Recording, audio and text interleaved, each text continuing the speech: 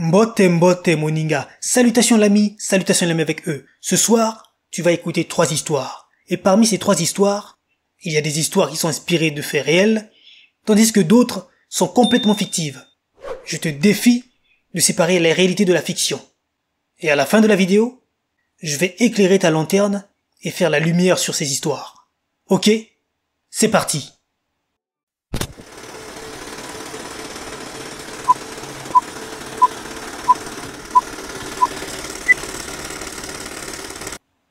Lui, c'est Joe. C'est un homme marié. Et la femme dans le lit avec lui n'est pas son épouse. Cette histoire relate les faits qui vont entraîner la mort de Joe. Joe est un officier très apprécié au sein de la police. Alors qu'il prenait du bon temps avec son amante en l'absence de sa femme, il entendit comme un bruit à l'extérieur. « Qu'est-ce qui ne va pas ?» lui dit son amante. « J'ai entendu quelque chose. »« Tu crois que c'est ta femme ?»« Non, elle doit rentrer dans 2 jours. »« Attends, je vais aller vérifier. » Il se leva pour aller voir, quand soudainement, la porte de la chambre s'est ouverte. Et surprise, il s'est retrouvé nez à nez avec sa femme Sarah. Joe, étonné de la voir, tenta de s'expliquer. Ce n'est pas ce que tu crois. J'étais juste en train de... Juste en train de quoi? De coucher avec elle? Dans ma maison? Dans mon lit en plus? Comment tu as pu me faire ça, Joe? Tu m'avais promis que ça n'arriverait plus. Tu n'as aucune décence. Tu n'as aucun respect pour moi. Toi et ta garce, sortez de ma maison tout de suite. Sarah, je suis désolé. Il finissait à peine sa phrase que Sarah prit l'arme de Joe qui se trouvait sur l'armoire.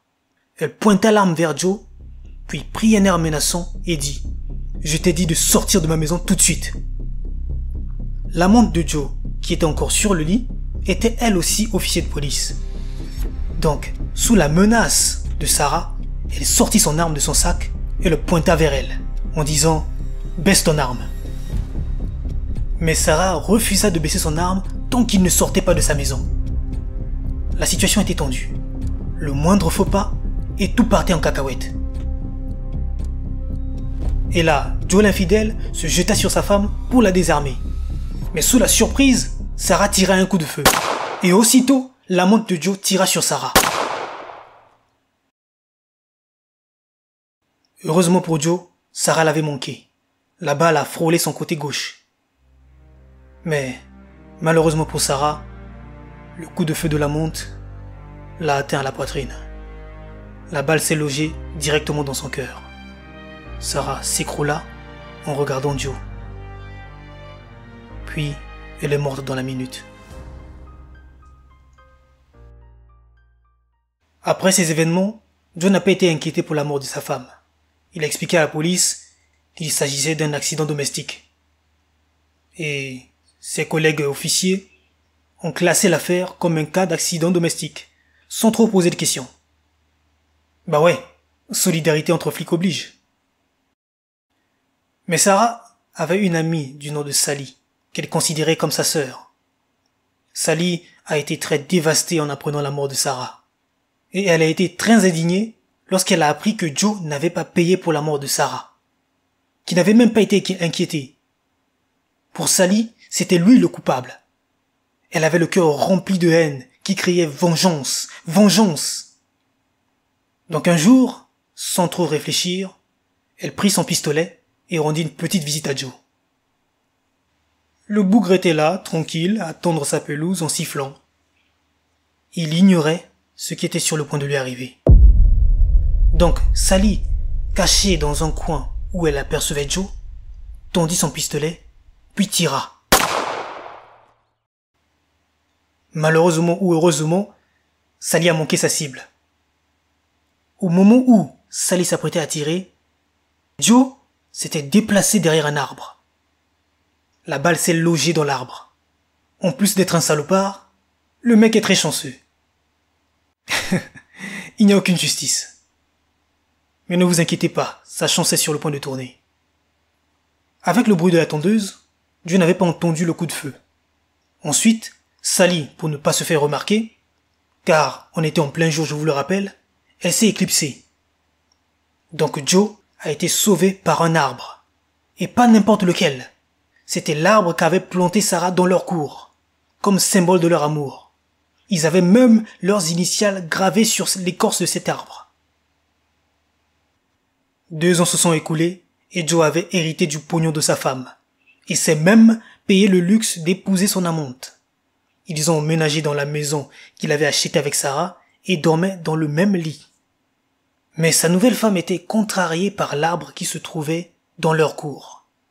Elle ne voulait rien de ce qui pourrait la rappeler Sarah ou ce qui était arrivé ce fameux jour où elle est morte. Donc elle a demandé à Joe de le couper.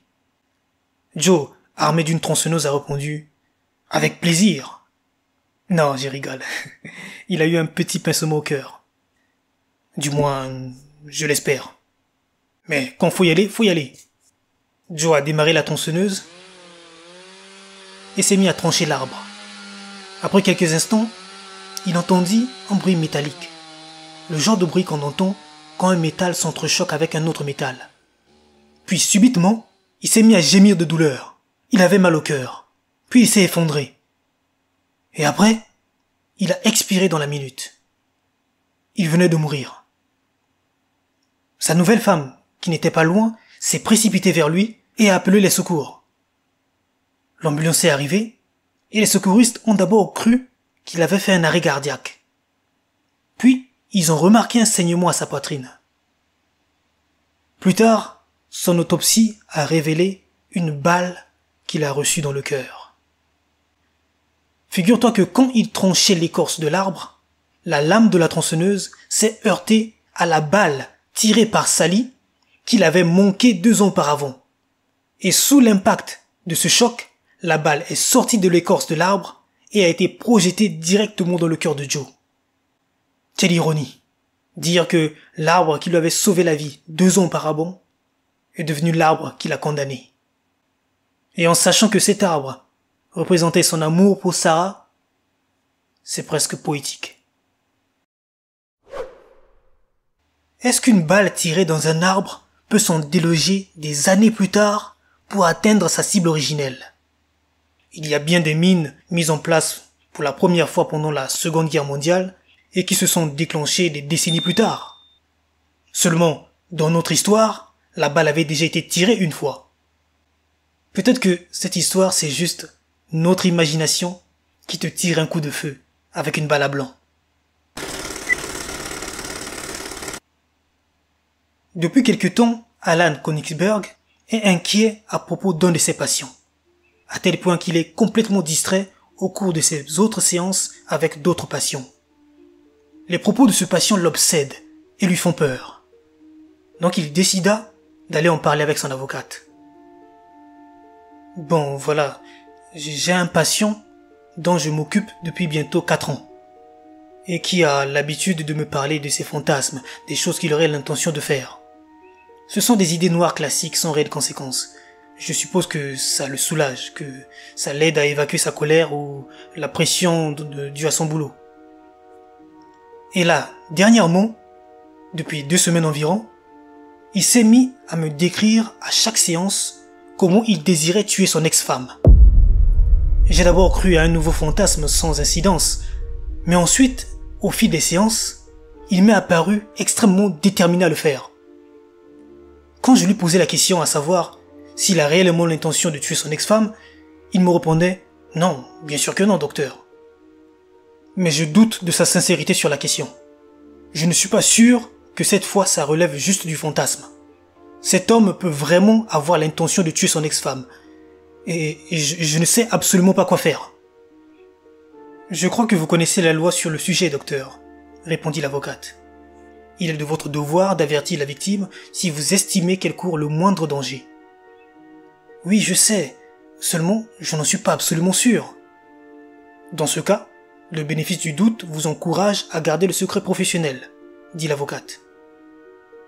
Afin que l'avocate ait une vue de ce dont il parle, et qu'elle comprenne la gravité de la situation, il a fait voir une vidéo de sa dernière séance avec Brian, le fameux patient.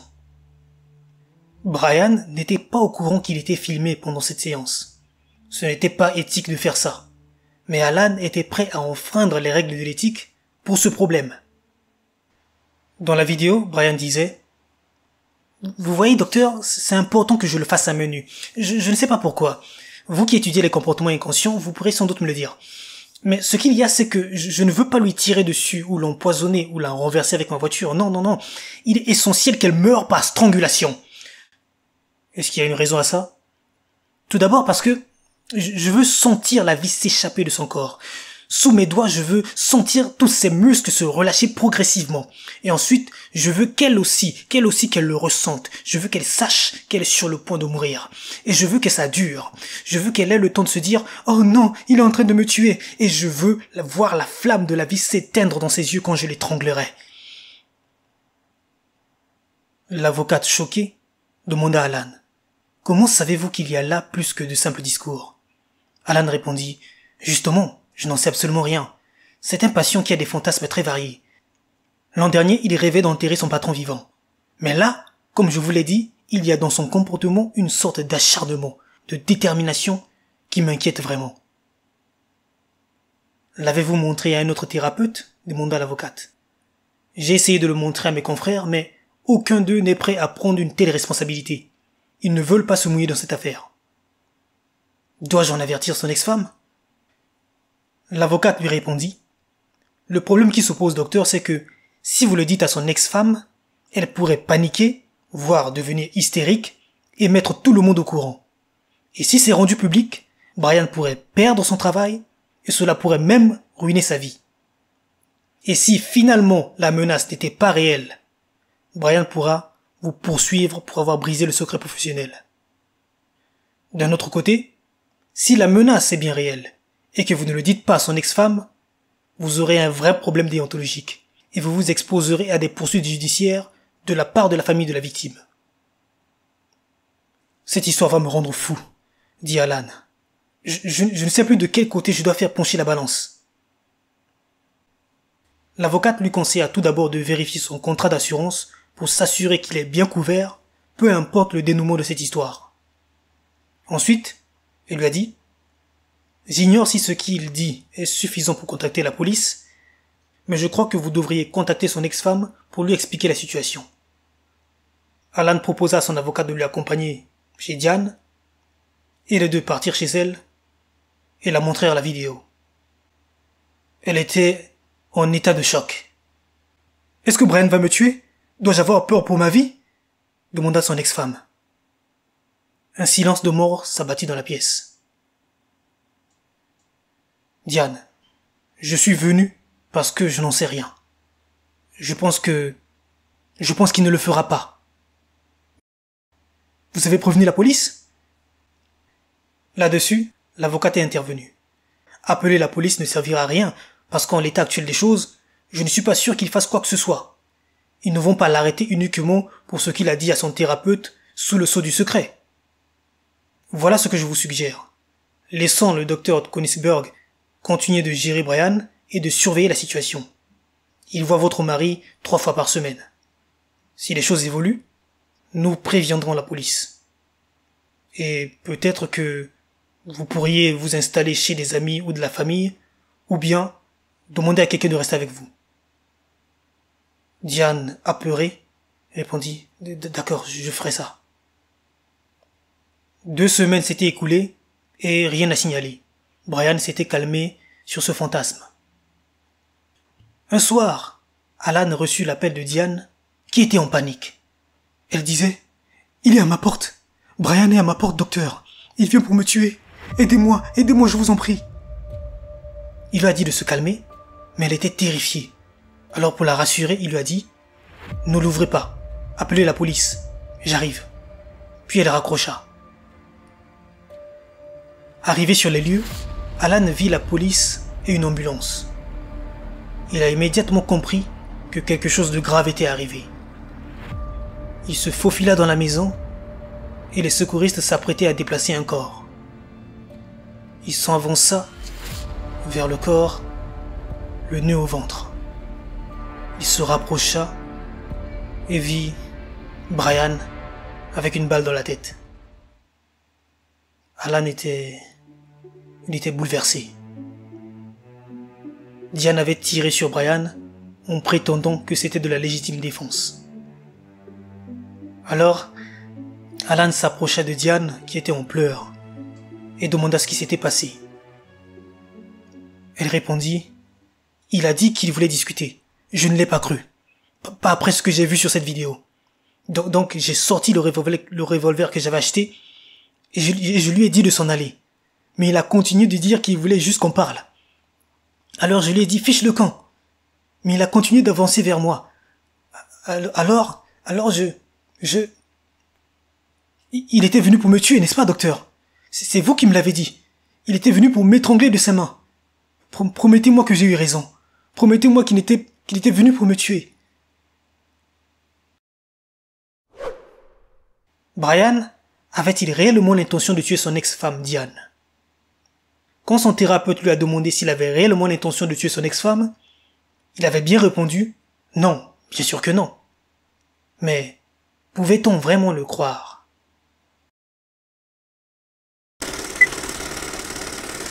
C'est une nuit d'hiver. À l'hôpital, un homme admis en soins intensifs refuse catégoriquement de se faire retirer la balle d'un pistolet qu'il a dans la poitrine.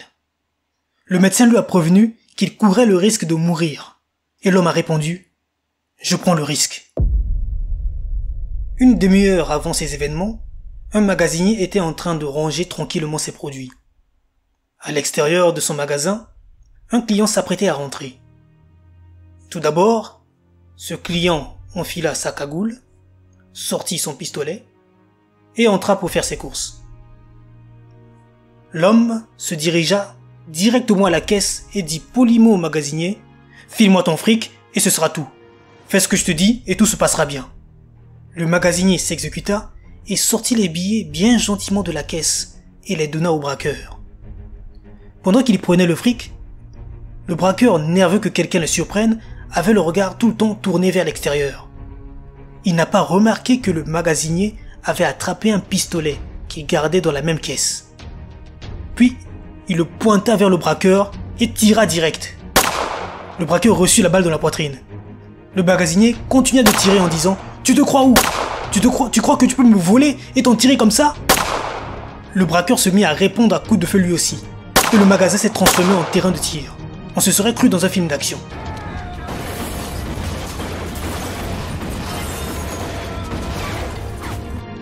Ensuite, le cambrioleur saisit l'occasion de s'enfuir après avoir tiré sur le magasinier. Le hic, c'est que le braqueur est gravement blessé. Il perdait beaucoup de sang. Donc il jeta sa cagoule et son pistolet dans une poubelle et se rendit à l'hôpital. Il a été admis en soins intensifs. À l'hôpital, en soins intensifs, un homme se fait interroger par un officier de police. Cet homme, c'est Mike Manon. L'officier lui dit « Il y a eu un braquage suivi d'une fusillade non loin d'ici, dans un magasin. Et le magasinier est mort. Et comme par hasard, 30 minutes plus tard, toi, tu es admis à l'hôpital avec une blessure par balle. C'est très suspect, ça. En réalité, dans la demi-heure qui avait suivi ce braquage, 4 jeunes hommes, dont Mike, furent admis à l'hôpital avec des blessures par arme à feu. Donc ça aurait pu être n'importe lequel d'entre eux. Le policier ne faisait que bousculer les potentiels coupables pour voir ce qu'il en ressortirait. Mike répondit « Je ne vois pas de quoi vous parlez, monsieur l'agent. Moi, je rentrais tranquille chez moi, quand un mec est sorti de nulle part et m'a pointé avec une arme. J'ai pas voulu lui donner mon fric, et il m'a tiré dessus. » « Ne me prends pas pour un abruti, répliqua l'officier. Tu es un suspect, pas une victime. Tu es fiché, Mike Manon. J'ai consulté ton casier. Vol, voie de fait, possession d'armes à feu, infraction en tout genre. Coopère. Avoue, et ta peine sera peut-être allégée. Vous n'avez rien contre moi, dit Mike. Aucune preuve. Donc, si je ne suis pas en état d'arrestation, partez. Oui, tu as raison. On n'a rien contre toi, répondit l'officier. Mais dès que les médecins auront retiré la balle qui se trouve dans ta poitrine, elle ira direct au laboratoire. Et si elle correspond à l'arme du magasinier qui a été tué, tu seras cuit. Ensuite, l'officier se retira.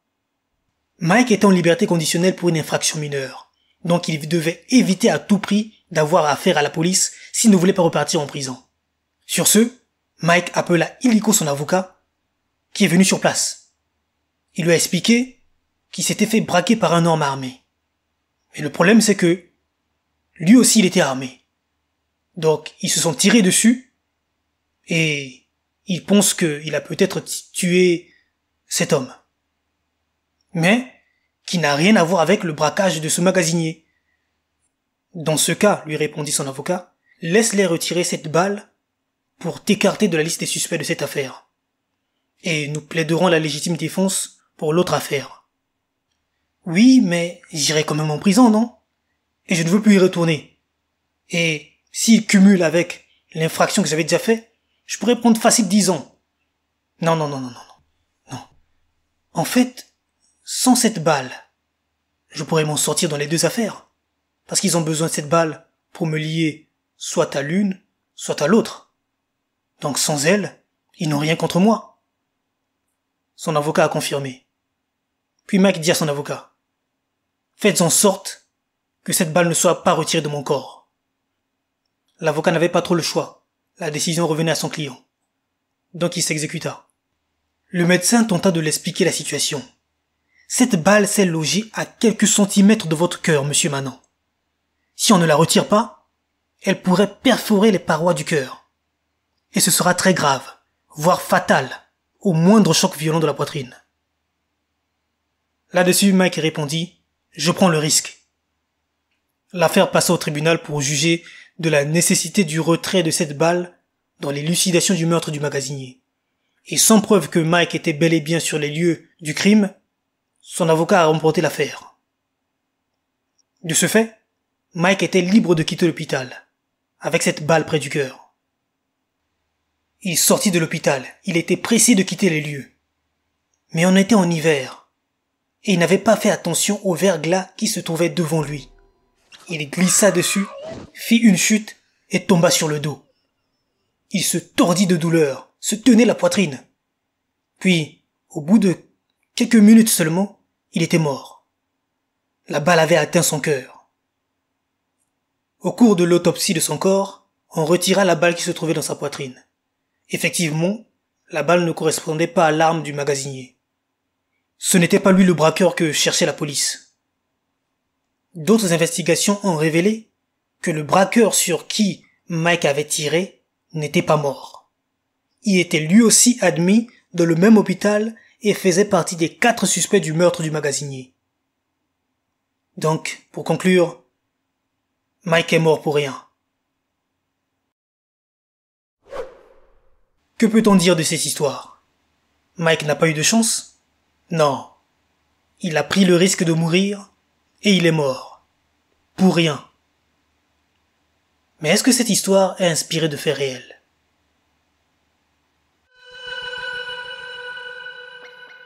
C'est le moment de vérité, c'est le moment des révélations.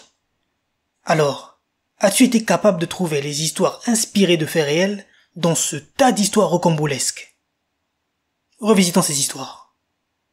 Tout d'abord, nous avons eu l'histoire d'un homme infidèle et d'une balle vengeresse. As-tu trouvé cette histoire dure à avaler? Eh bien, tu as tort. Elle est vraie. La balle a bien atteint sa cible après l'avoir manqué une fois. Ensuite, nous avons eu l'histoire d'un homme avec un fantasme effrayant et un thérapeute perdu. Est-elle vraie cette histoire? Pas du tout. On l'a inventée. Le thérapeute peut dormir tranquille. Enfin, nous avons eu l'histoire de l'homme qui refusait de se faire retirer la balle dans son cœur. Cette histoire, elle te paraît folle? Oui. Mais est-elle vraie? Non, elle ne l'est pas. Complètement fausse.